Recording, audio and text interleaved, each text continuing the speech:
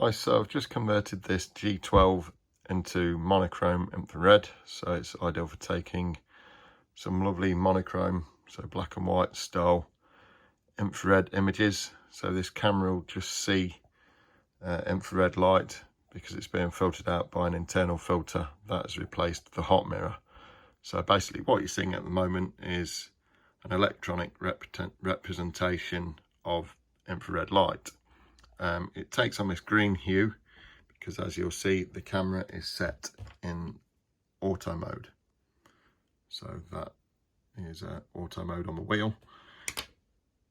To get that to balance and to get it to look nicer, so it's actually monochrome, we'll need to flip it into one of the program modes. So if we flip that into the P mode, you'll see that come up.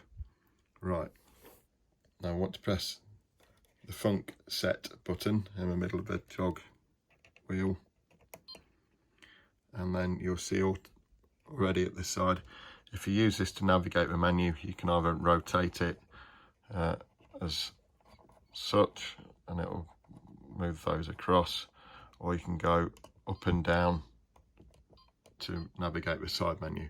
So you want to be where it's saying AWB, but depending on your previous settings, it could be on any one of these icons along the bottom. So regardless of that, you want to find this, it looks like a little envelope with a dot above it, and number 1, so that's your first custom white balance setting. And as you'll see there, it's saying press menu to evaluate the white balance. So where's menu? So if we look on the camera, menu's in the bottom corner. So as we press that, it'll take an evaluation reading. And what you'll see is that you'll get a nice clean monochrome image now. It's the same with fast colour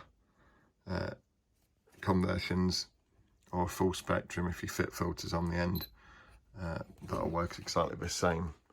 So just point that outside now.